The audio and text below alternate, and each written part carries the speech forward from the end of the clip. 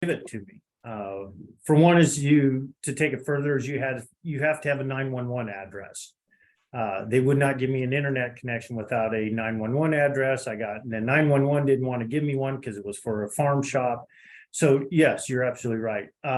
Most of these guys, though, or the couple of the guys I've dealt with, in the case of, I think it's Three Rivers is one up there. They're kind of local, they live, they're headquartered in Lynch, Nebraska. They go ahead and they're running fiber to the one guy I dealt with. They ran fiber connection to his grain bins already. They didn't have a problem with it, and those are only the couple I've dealt with.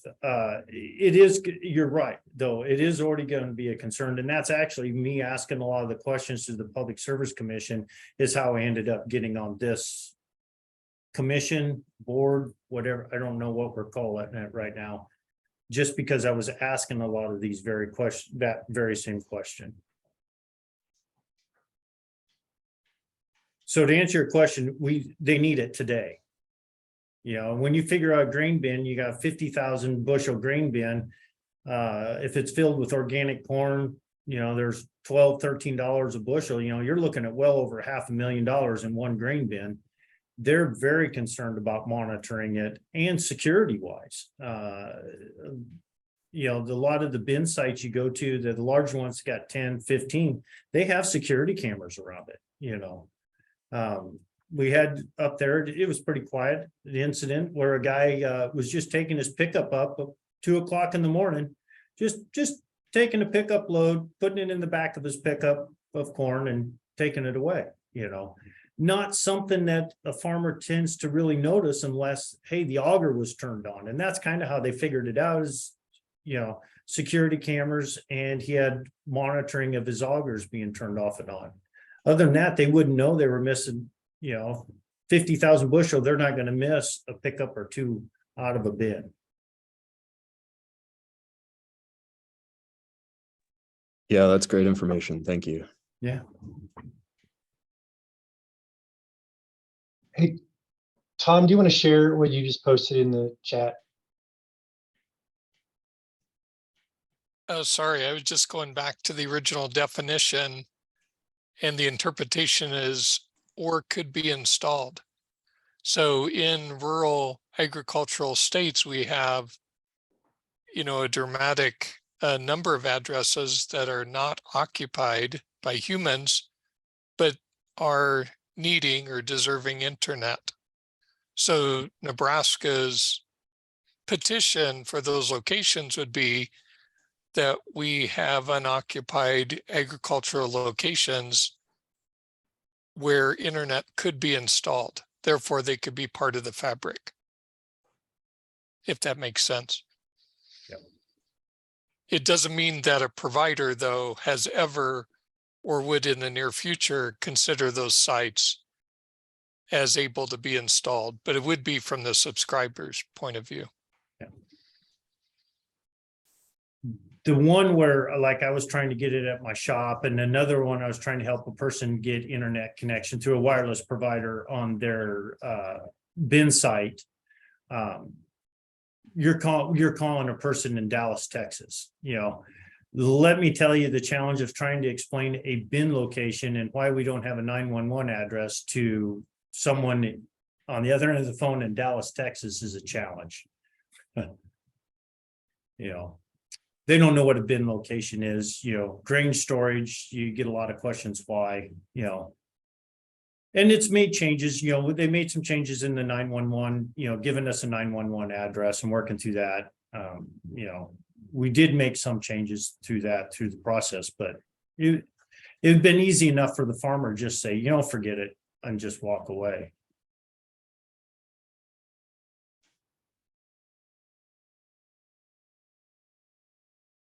So, okay. Any last questions before we let Don head off to his other meeting?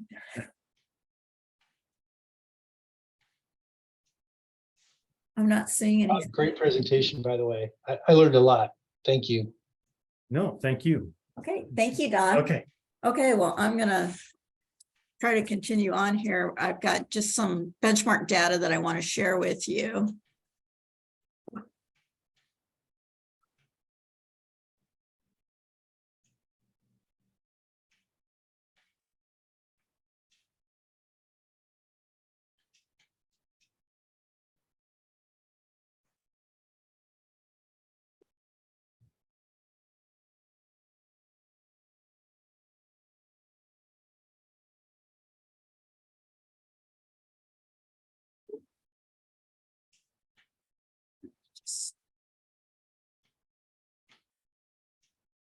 Okay. So first of all, why collect benchmark data? Well, one reason is it helps you understand needs and disparities. It also allows you to set measurable goals and measure progress. And we are required to have measurable goals. So that is one reason why that is a good thing, or why we're collecting benchmark data. So today I'm going to look at broadband subscription data from the American Community Survey and device ownership data from the American Community Survey. So the geographies that we're going to be looking at are urban versus rural, and we're defining urban counties as Douglas, Sarpy, Lancaster, and Hall counties, because in the Digital Equity Act, they defined urban areas as communities of 50,000 or greater, or contiguous urbanized areas. So I'm also going to look at data by economic development districts and look at data by North and Omaha South, Omaha qualified census tracts. There are other census tracts, and I have not had time to kind of pull the data and look at those, but we will also be doing that. And then I've got some data on covered populations. So, and what are the covered populations? There are 8 groups that we're focusing on altogether. Those groups make up about 75% of Nebraska's population. And those priority populations are rural, those 60 years or over, members of racial or ethnic minorities, low-income households, those with language barriers, those with a disability, veterans, and incarcerated individuals. So there's a lot of data. I'm sure that you're not going to be able to write this down. So if you're interested, a summary of the benchmark data are available at the NITC website. I will also be posting slides and a recording of this webinar, maybe 2 recordings. So next we're going to move into internet access. And as I was going through the data, I was finding data on those that just on households that do not have internet access. And, that certainly in the past, I think that's been the main focus when we talk about digital equity, those who have no internet access. But it's certainly becoming more and more difficult to do things if you don't have both mobile access and access in your home. For example, it's hard to do homework, fill out job applications, or other higher level applications on a smartphone. You need a computer to do those applications, or it's certainly much easier to do those. But you need mobile access for directions, tickets to events, parking, sometimes for multi-factor authentication. Sometimes you can do that on a computer with email, but price comparison, matching in stores, when traveling. And so do people really need 2 kinds? And for some individuals, one kind of access or device may be okay most of the time if they have a plan B, somewhere they can go if they need access to a computer. So those are just some things that I think we'll need to be considering and discussing. So now I'm going to move on to the data. 9.9% of Nebraska households have no internet access. But if we look at households which have only fixed address, fixed internet access or mobile internet access, that becomes almost a third of our households. So it's a much bigger group, and it gives us a much broader definition of those who may be at risk of being not well connected. So here's some data for households with internet access and households that have both home and mobile internet access. And you see that Nebraska and the United States are pretty similar. But when we break it into rural counties and urban counties in Nebraska, we start to see some differences. Rural counties are less well connected than the state and the United States on average, and the urban counties are more connected. And we also see a bigger gap between rural and urban counties when we look at households that only have one kind of internet access. And I think maybe I have that. I need to change the legend on my slide there a little bit. So if we break it down by economic development districts, we see that MAPA and SEND have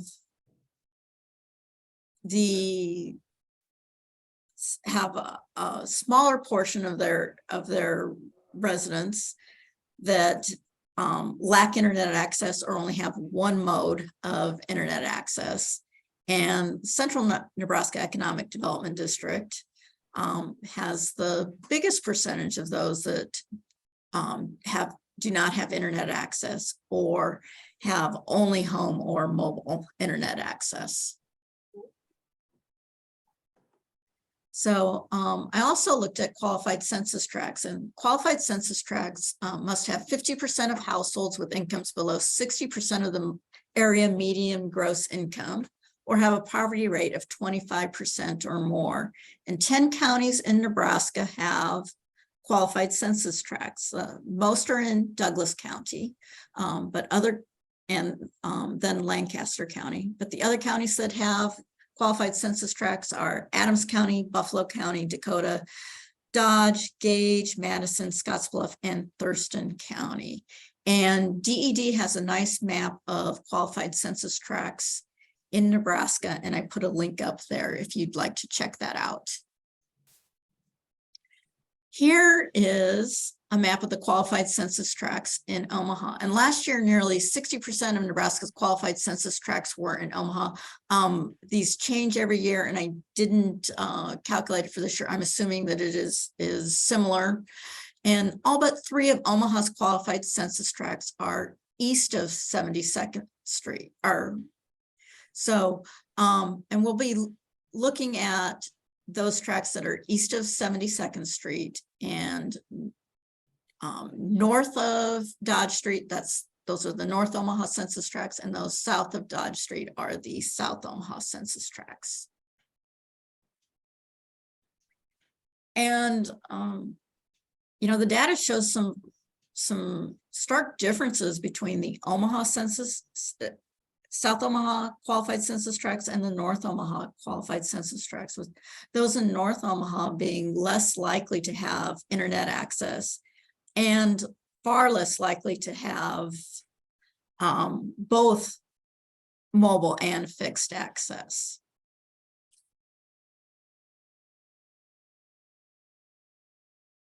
And it was also interesting that the qualified census tracts in North Omaha have a far lower rate of households with a cellular data plan.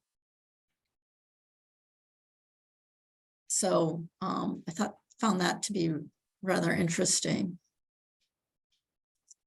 And certainly indicative of I think some of the issues associated with the in North Omaha and the number of low-income individuals in those census tracts. So if we look at it by covered populations, households with a household income of less than 35,000 are the demographic group the least likely to be to have internet access. And I do want to note that for those with household income of less than $35,000, we're looking at households. The other measures are for percent population. So there's usually a pretty strong correlation, but it's not an exact match when you're comparing percent population and percent households. So I just wanted to point that out. Other demographic groups that have low rates of internet access are those with less than a high school graduate or the equivalency, and adults 65 years and older. Those are the next two lowest groups.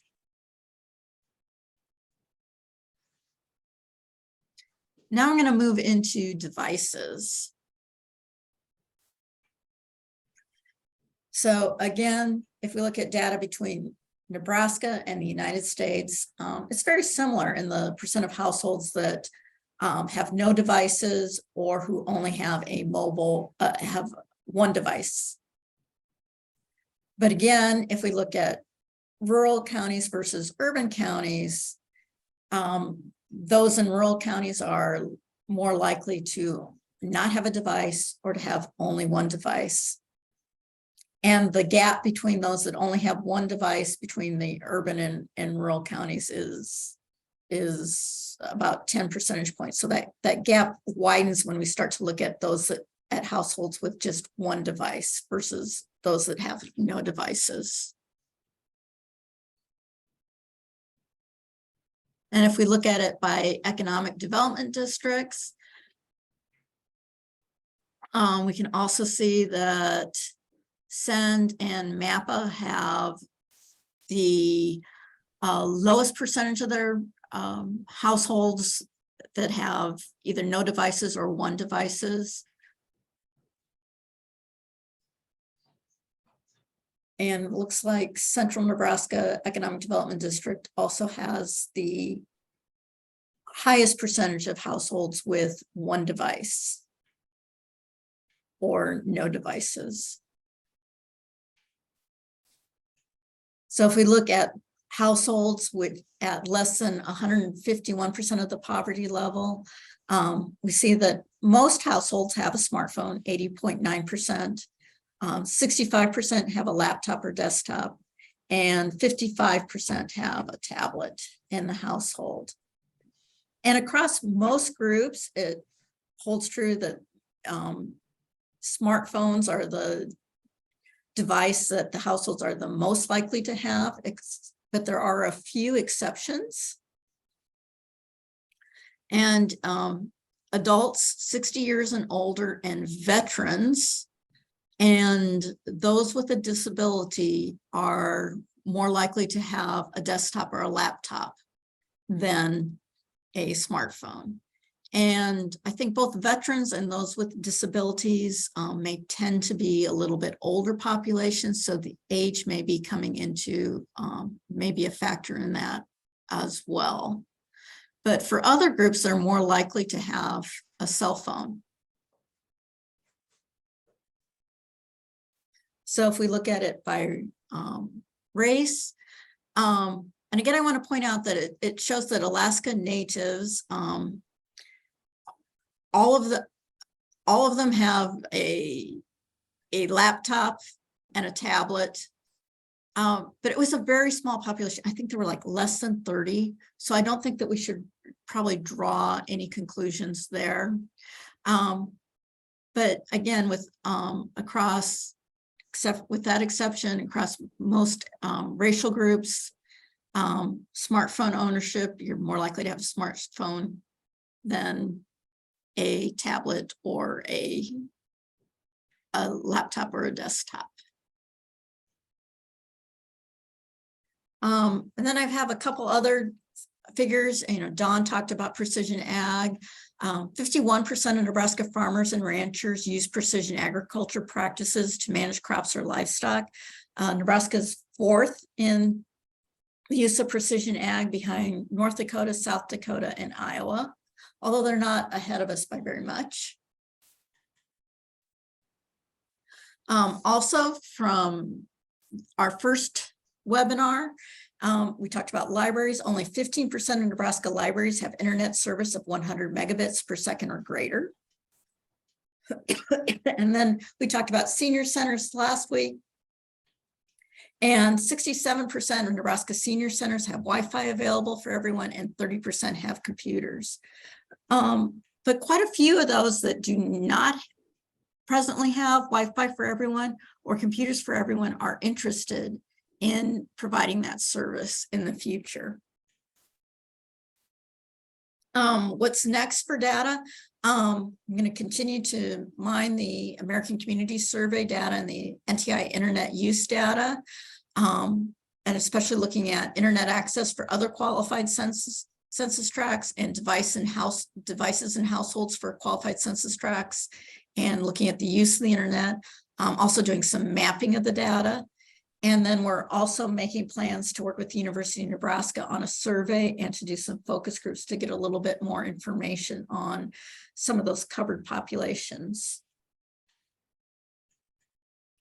For those of you who would be interested in looking at the census data from the American Community Survey, here's a list of some of the tables. The two that I use the most are S2802 and B28002. And but if you know the numbers of the tables, that does help your search quite a bit. And then here, the list is actually quite long, so here's a list of some additional tables. And if anyone is interested in the homework gap, table B280112 has age and enrollment status by computer ownership and internet subscription status. So that is a really good table if you're interested in that. So with that, I'm going to stop sharing my screen. And are there any questions or comments?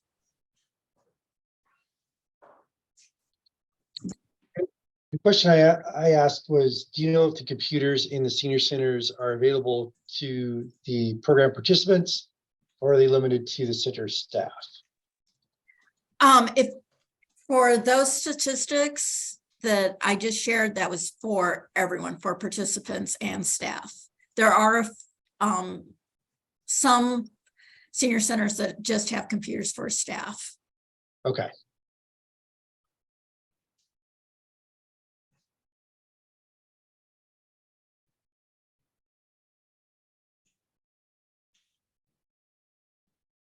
Anybody else have any questions?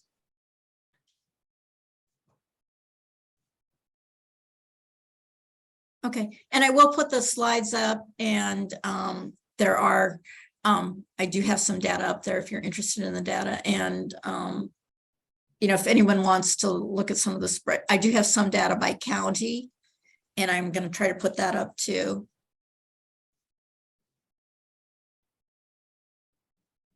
So, okay, well, thank you, everyone. Oh, there's a question from Josh. Do you have a timeline for the survey you are working with on the university? We're still trying to finalize the budget so we can do the contracting, and I have to modify our grant budget. So I'm not exactly sure when they're going to start. Hopefully it will not be too long. I know that the South Central Economic Development District, you are working on a little bit quicker timeline. So I'll try to see if I can get some information to you. So I'm not sure. Yeah, if we'll, when we'll be able to get that to you.